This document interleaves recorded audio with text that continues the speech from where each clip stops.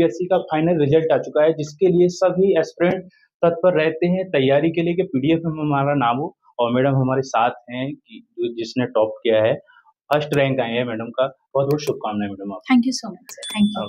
Madam, जो first rank आई है, ऐसा पीडीएफ में देखकर कैसा लगा आपको? फीलिंग तो बहुत ही अच्छी होती है बिकॉज़ जी। इस एग्ज़ाम में बहुत सारी मेहनत होती है, जी। कई सालों की। जी। मेरा 5th अटेम्प्ट था, जी। तो मेहनत तो काफ़ी सालों की थी, बट देख के रिज़ल्ट तो पहले विश्वास नहीं होता है, बट इनिशियली धीरे-धीरे जब फीलिंग सिंक इन करने लग जाती है, तो यू रियलाइज़ कि हाँ, ये रियलिटी है। अच्छा, क्या स्ट्रैटेजी रही, क्या रणनीति रही इसके लिए आपकी तैयारी की? स्ट्रैटेजी मेरी चेंज हुई क्योंकि 5 अटेम्प्ट है, लंबा जर्नी रहा है, हर बार मैंने कुछ अलग ट्राई किया अपने लिए। बट इन द एंड जो मुझे समझ में आया है वो ये है कि हमें बहुत ही लिमिटेड बुक रिसोर्स फॉलो करने की ज़रूरत है, बहुत सारे मटीरियल के पीछे भागने की ज़रूरत नहीं है। दूसरी चीज़ है सिलेबस और प्रीवियस ईयर क्वेश्चंस को हमेशा टच में रखे रहें so that you have an idea क्या पढ़ना है, कितना पढ़ना है, यूपीएससी की रिक्वायरमेंट क्या है।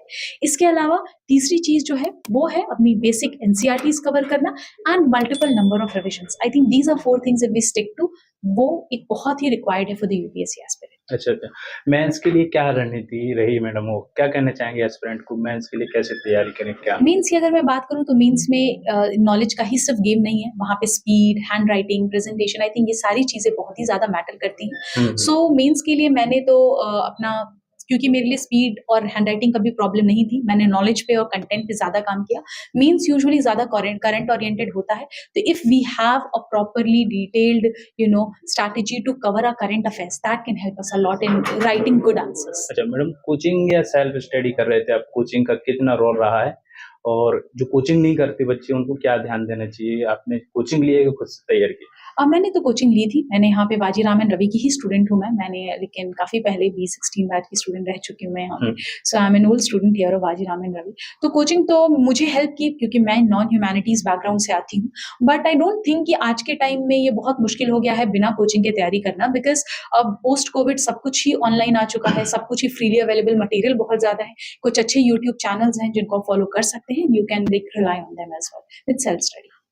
मैडम, जब रिजल्ट देखा तो पेरेंट्स के लिए आपने बताया कि उन्हीं ने आपका रिजल्ट देखा था? जी नहीं, मैंने देखा था, मैंने जी। उन्हें कॉल किया, मम्मी को भी, पापा को भी उनको घर पे बताया। हुँ। दे आर वेरी हैप्पी क्योंकि आई थिंक इस दिन का तो हमने काफ़ी टाइम से इंतज़ार किया था फाइनली। सो या तो फर्स्ट रैंक देखकर ये कैसे आपको लग रहा था कि हमारी फर्स्ट ही रैंक आएगी ऐसे? नहीं सर, ऐसे जी। तो किसी को भी नहीं लगता है। जी। इनिशियली तो बस इतनी दुआ होती है भगवान से कि कम रैंक लिस्ट में नाम हो, तो वही था। But finally by God's grace it was rank 1। So yeah pre अब नज़दीक आ गया है, एस्पिरेंट के लिए क्या कहना चाहेंगे? अभी क्या ध्यान देना चाहिए, कौन-कौन सी बातों का? आई थिंक अब बस 30 डेज़ रह गए हैं प्रीलिम्स को। कुछ चीज़ें जो आप बच्चे फ़ॉलो कर सकते हैं वो है कि अब कुछ नया पढ़ने की बिल्कुल भी ज़रूरत नहीं है। जो पढ़ लिया है उसको अच्छी तरीके से रिवाइज़ करो, अपनी प्रीवियस ईयर क्वेश्चन्स को एक बार रिवाइज़ कर लो, ठीक है? करंट अफेयर्स का प्रॉपर रिविज़न कर लो एंड फॉर अपकमिंग 15 डेज़ कुछ मॉक्स आप और दे सकते हो, full length test in order to check कि आपकी परफॉर्मेंस कैसी है। But in the last 10 days I would advise you not to go for any kind of mocks, क्योंकि फिर अगर कुछ गलत होगा और समथिंग देन एट दैट आपका वो मोटिवेशन डाउन करेगा, कॉन्फिडेंस डाउन करेगा। मैडम, 5वाँ अटेम्प्ट था, डिमोटिवेट भी होते होंगे, तो कैसे इसको अपने आप को मोटिवेट करते थे आप? जी हाँ, लंबी जर्नी थी, डिमोटिवेशन आई थिंक चाहे 5 अटेम्प्ट हो, चाहे 1 अटेम्प्ट हो, सब लोग ही फेस करते हैं। टू टैकल दैट अप हमेशा मेरे पेरेंट्स रहे थे साथ में, उनसे बात करना, उनसे अपनी प्रॉब्लम शेयर करना एंड आई थिंक वो हम मुझे हमेशा ही मोटिवेट करते थे। They had confidence on me and that's how it worked out. ठीक है madam, all the best, thank you शुभकामनाएँ। So much, thank you. ठीक।